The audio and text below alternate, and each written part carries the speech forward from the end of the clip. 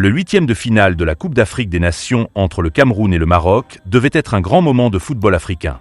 Une affiche prestigieuse, une rivalité sportive assumée et une qualification capitale. Mais après le coup de sifflet final, le débat n'a pas porté sur le jeu, ni sur les tactiques, ni même sur les buts. Le sujet qui a dominé toutes les discussions est clair, l'arbitrage.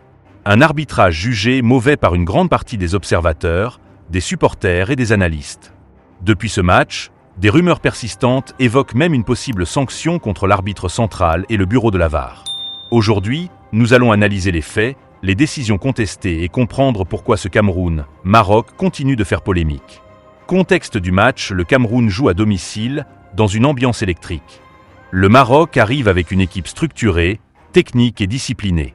Dès les premières minutes, l'intensité est très élevée. Dans un tel contexte, l'arbitre a un rôle fondamental. Protéger les joueurs, appliquer les règles avec cohérence et garder le contrôle. Or, très rapidement, des signes de fragilité apparaissent dans la gestion du match. Un arbitrage sans ligne directrice. Le principal reproche adressé à l'arbitrage concerne l'absence de ligne claire. Certaines fautes évidentes ne sont pas sifflées, tandis que d'autres, beaucoup moins graves, sont immédiatement sanctionnées. Cette incohérence perturbe les joueurs, ralentit le jeu et installe un climat de frustration. Un arbitre de haut niveau doit offrir de la constance. Dans ce match, les décisions semblent varier d'une action à l'autre sans logique apparente. Fautes non sanctionnées ETJU brutales tout au long de la rencontre, plusieurs fautes sérieuses passent inaperçues. Charge dans le dos, coup en retard, accrochage répété. Le laxisme arbitral favorise un jeu excessivement physique. Le Maroc, équipe qui privilégie la circulation rapide du ballon, voit son jeu constamment cassé. Le Cameroun, plus à l'aise dans l'impact, s'adapte mieux à cette permissivité. L'arbitrage influence alors directement l'équilibre du match.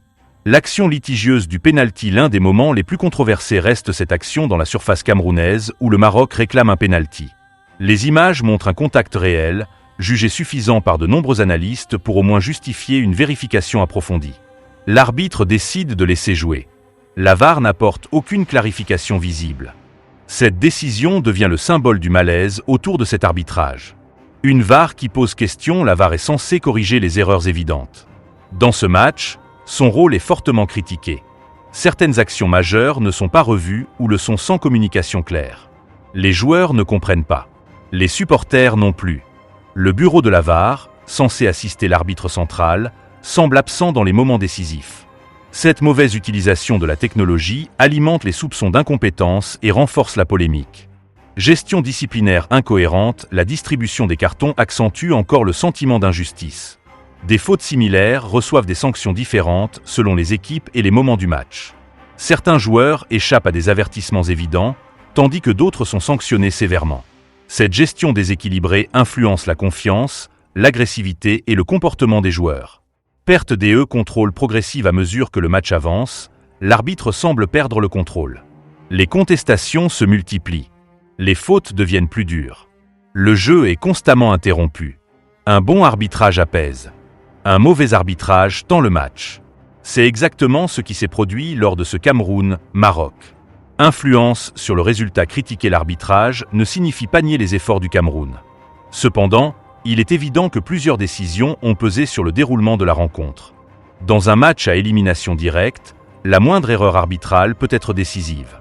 Ici, l'accumulation d'erreurs et d'oublis a fortement influencé la dynamique du match. Rumeurs sanctions après le match. Après la rencontre, des rumeurs commencent à circuler.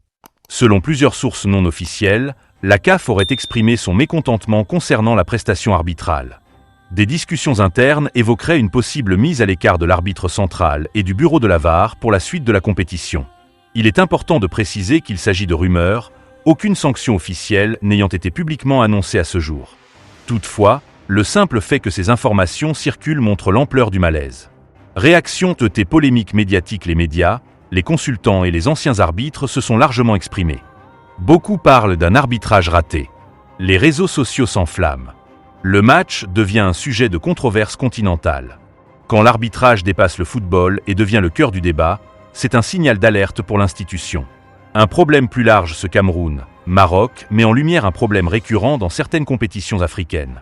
Arbitrage sous pression, formation insuffisante, VAR mal exploité, manque de transparence. Le football africain évolue, Mais l'arbitrage doit suivre ce rythme pour préserver la crédibilité des compétitions. Conclusion: le huitième de finale de la CAN entre le Cameroun et le Maroc restera marqué par un mauvais arbitrage et par les rumeurs de sanctions qui ont suivi. Décisions incohérentes, fautes non sanctionnées, VAR défaillante et gestion disciplinaire contestée ont profondément affecté ce match. Le football africain mérite un arbitrage juste, clair et professionnel. Tant que ces problèmes persisteront, les polémiques continueront d'éclipser le jeu.